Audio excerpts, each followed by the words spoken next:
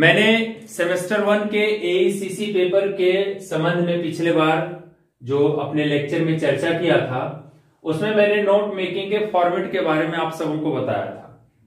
आज मैं note making के ऊपर एक पैसेज देकर उससे संबंधित प्रश्न को बनाने का कोशिश करूंगा आप सबों के सामने, ताकि आप सबों का जो कंसेप्ट है जो अभी तक हमने बताया है वो आप बहुत क्लियरली समझ जाए। तो एक पैसेज है, पैसेज को चूंकि इसमें लिखना संभव नहीं है, बहुत ज्यादा समय लग जाता है, तो मैं पैसेज को बस पढ़ता हूं। आप स्क्रीन पे पैसेज को देख पाएंगे और उसके बाद आपका वो जो प्रश्न रहेगा पैसेज से संबंधित, उसी के फॉर्मेट के आधार पे हम आपको जो है सो वो प्रश्न और उत्तर करवाएंगे, ताकि आपको कहीं कोई दिक्कत ना हो। तो चलते हैं, मैं पैसेज पढ़ता हूं।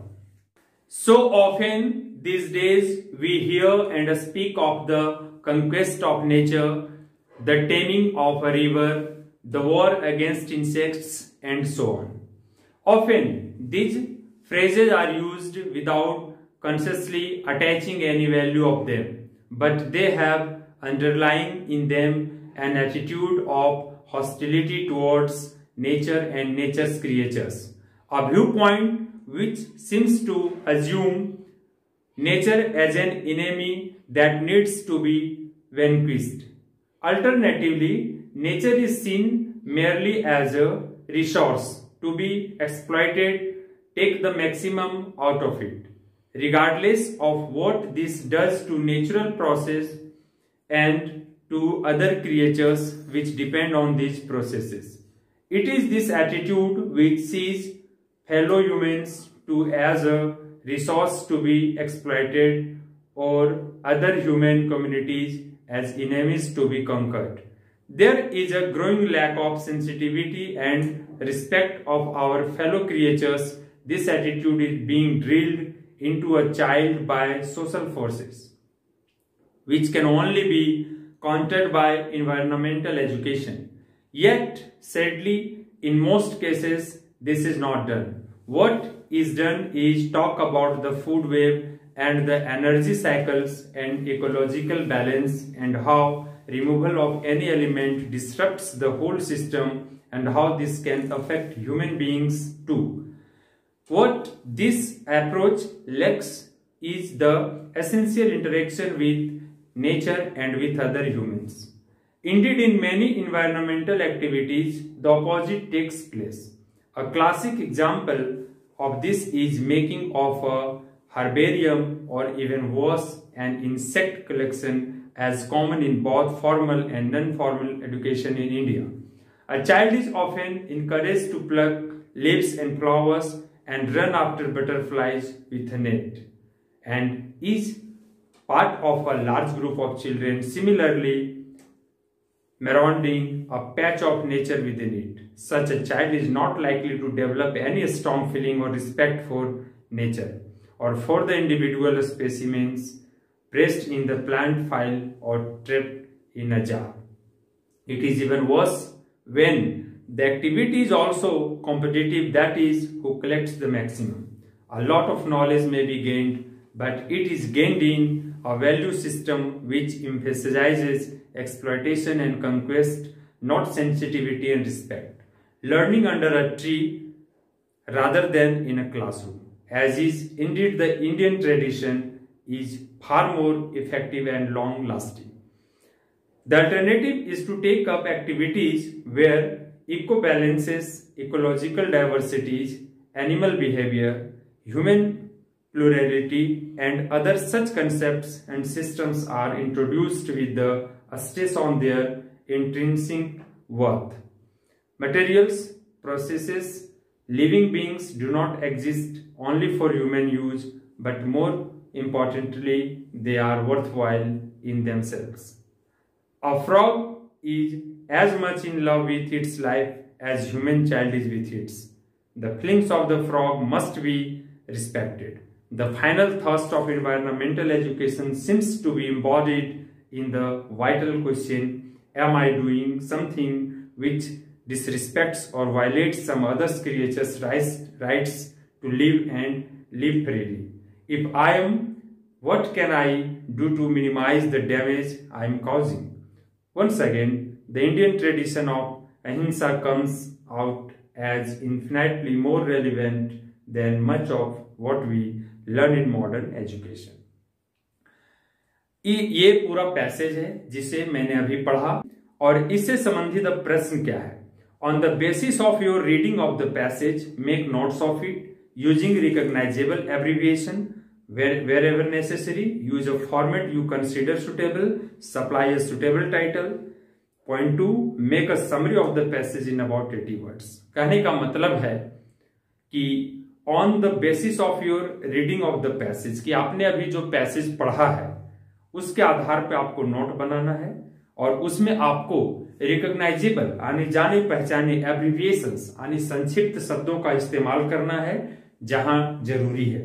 Use a format you consider suitable, और आप जो फॉर्मेट सुटेबल है जो उसके लिए सही है उसके आधार पर लिखें. सप्लाई अ सुटेबल टाइटल, और आप एक बहुत ही उचित शीर्षक भी दें और इसके बाद एक समरी लिखें शीर्षक देने के बाद जो कि आपका 80 वर्ड में होना चाहिए. तो मैं अभी ये नोट मेकिंग अब करने जा रहा हूं जो कि आप देख सकते हैं. नेचर एंड मैन, ये हमारा टॉपिक है जिस पे हम नोट मेकिंग करने जा रहे हैं. तो नोट्स इसका कैसे बनेगा, मैंने फॉर्मेट में बताया था कि न्यूमेरल में हम एक मुख्य यहां जो है सो नंबर लेंगे 1 और हमारा पैसेज कोशिश करेंगे कि पूरे पैसेज को 3 भाग में बांटेंगे. हमने पैसेज के पहले भाग से क्या उठाया है, मेरा जो ये इसमें हेडिंग है वो है नीड फॉर रिमूविंग हॉस्टिलिटी, की जरूरत है शत्रुता को हटाने का. हॉस्टिलिटी मतलब शत्रुता, दुश्मनी, और रिमूव मतलब हटाना, नीड मतलब आवश्यकता, कि शत्रुता को हटाने की आवश्यकता है. ये हमारा पहला जो है सो हेडिंग है. इसमें से अब हमारा सब हेडिंग क्या क्या आता है उस पैसेज के अंदर से, इसको हम देखते हैं. पहला पॉइंट मैंने कहा था कि कम से कम 2 पॉइंट लेंगे, ज्यादा से ज्यादा 4 लेंगे, हमने 3 लिया है. पहला है नेचर एज एन इनेमी, कि हम लोग नेचर को अपना शत्रु ना माने. दूसरा human community as an enemy, human community हम जो मानव हैं वो जो है सो नेचर के लिए एक शत्रु के रूप में काम कर रहा है. नेचर के लिए मनुष्य ही एक शत्रु के रूप में काम कर रहा है, मानव ही शत्रु बन बैठा है प्रकृति का. और तीसरा है लैक ऑफ सेंसिटिविटी. सेंसिटिविटी मतलब सेंस यानी संवेदना का जो है सो अभाव है लोगों में, इसलिए वो नेचर का जो सही सम्मान होना चाहिए वो कर नहीं पाते. तो हमारा ये पहला पॉइंट जो है, पहला हेडिंग है, उसमें से हमारा 3 सब हेडिंग मैंने दिया है और 3 में हमने कुछ इंपॉर्टेंट इंफॉर्मेशंस को कलेक्ट किया है. अब आते हैं पॉइंट 2 पर. दूसरा पॉइंट मैंने लिया है environmental education and it's recognition. यानी पैसेज के दूसरे पार्ट से मैंने उठाया है हेडिंग को या मेन पॉइंट को, environmental education and it's recognition. यानी इन्वायरमेंटल एजुकेशन और उसका जो रिकॉग्निशन, उसका पहचान, उसके बारे में हम चर्चा करेंगे. पहला पॉइंट है हमारा मेंटेनेंस ऑफ इकोलॉजिकल बैलेंस, कि कैसे हम जैव विविधता जो हमारे पर्यावरण में विभिन्न प्रकार के जो पेड़ पौधे जीव जंतु हैं उनके बैलेंस को कैसे हम मेंटेन करें, उनका संतुलन कैसा हो, उसके बारे में हम चर्चा की. दूसरा पॉइंट है हमारा रिस्पेक्टिंग एंड रिकॉग्नाइजिंग नेचर, कि नेचर का रिस्पेक्ट करें, नेचर का हम आदर करें और उसके महत्व को हम पहचाने, रिकॉग्नाइज करें. तीसरा है इवेल्युएटिंग फेलो क्रिएचर्स, कि हमारे साथ ही जो जीव जंतु हमारे पर्यावरण में पलते हैं उनका भी हम सही तरीके से मूल्यांकन करें, उनके महत्व को हम नकारें नहीं, उनकी उपयोगिता को हम कम ना आंकें, इस चीज के बारे में हम चर्चा की है. अब हमारा तीसरा जो पॉइंट है पैसेज तीसरा में, need for interaction with nature, कि नेचर के साथ आप इंटरेक्शन करें, इंटरैक्ट करें, बातचीत करें. क्या नेचर के साथ हम बातचीत कर सकते हैं क्या? वास्तविक रूप में तो नहीं कर सकते, लेकिन अगर हम नेचर के साथ बैठें, समझें कि नेचर की क्या जरूरत है हमारे जीवन में, उसकी क्या भूमिका है, तब शायद हम इन चीजों को समझ पाएंगे। Human personality and animal behaviour, कि नेचर में मानव का जो व्यक्तित्व है और जो जानवर का आचरण है उसको समझने की बहुत जरूरत है। जानवरों के अंदर भी संवेदनाएं होती है, उनके अंदर भी समझ होती है। खूंखार से खूंखार जानवर को मानव अपने काबू में रखता है, अपने हुनर से, अपने प्यार से, अपने तरीके से। रिस्पेक्ट फॉर नेचुरल एंटिटीज, और जो भी नेचुरल प्राकृतिक चीजें जो है उनका हम सम्मान करें, उनका अनादर ना करें। फॉलोइंग द ट्रेडिशन ऑफ अहिंसा, और हम अहिंसा के परंपरा का पालन करें कि अहिंसा परमो धर्म। हमारा देश सत्य और अहिंसा के लिए ही जाना जाता है, जिसके लिए गांधी जी ने नारा दिया था। तो हम अहिंसा का पालन करें। इस पैसेज को जब आप बहुत अच्छे ढंग से बारीकी से पढ़ेंगे तो मैंने जितने इंफॉर्मेशन से निकाले हैं बिंदु 1 में या 2 या 3 में हेडिंग और सब हेडिंग बनाकर आपको समझ में आ जाएगा कि नोट मेकिंग का मतलब पैसेज को हूबहू उतार देना नहीं होता है, बल्कि पैसेज के अंदर दिए गए महत्वपूर्ण सूचनाओं को, जैसा कि मैंने चर्चा किया था, इंफॉर्मेटिव चीजों को डालना है कि कम से कम वैसे शब्द को और वाक्य को हम शामिल करें अपने नोट मेकिंग में कि जिसको पढ़ने से बिल्कुल भी स्पष्ट पता चल जाए कि ये पैसेज किस चीज के बारे में चर्चा करता है।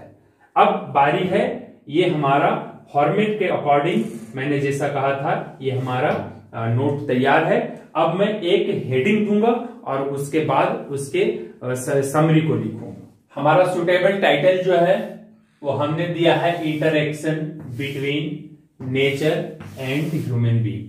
चूंकि इस पैसेज में ज्यादातर जो चर्चा किया गया है ये नेचर यानी प्रकृति और ह्यूमन बीइंग यानी मानव, ये दोनों के बीच के संबंध के बारे में ही चर्चा किया गया है।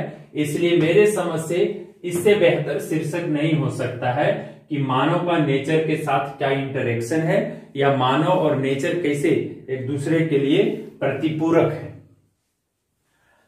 ये तो हो गया पॉइंट ए। अब बी में हमारा है समरी।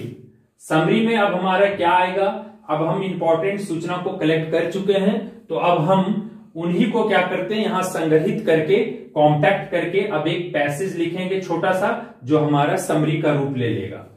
तो यहां है we have hostility towards nature and its creatures, कि हमारा जो है सो नेचर और इसके जो जीव हैं, प्रकृति और प्रकृति में पाए जाने वाले जीवों के प्रति क्या है, हमारा हॉस्टिलिटी यानी शत्रुता है।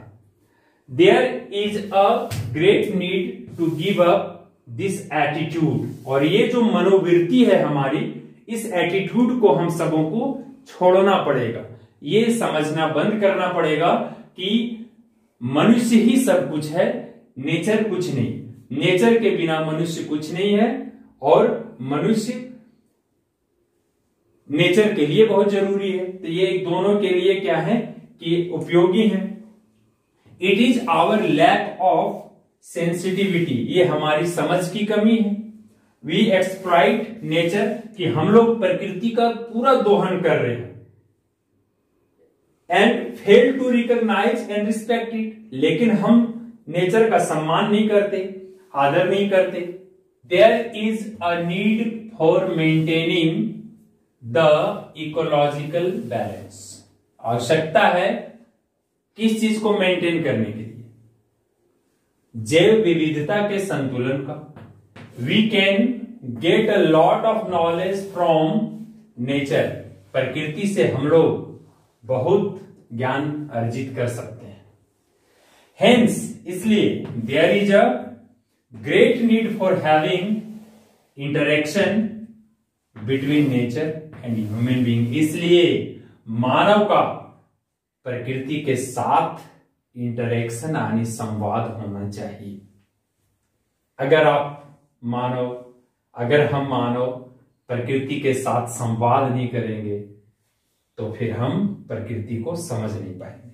We should pay proper respect, और हम सबों को एक प्रॉपर आदर जो है, एक सही आदर जो है प्रकृति को देना चाहिए, और इसके अस्तित्व को देना चाहिए, इसके एंटिटीज को देना चाहिए। यही आज का हमारा नोट बना, और मुझे उम्मीद है कि आगामी परीक्षाओं को ध्यान में रखते हुए जो चैलेंजर्स जोन की तरफ से वीडियोज अपलोड किए जा रहे हैं, ये आप सबों के लिए बहुत ही उपयोगी साबित होने वाला है।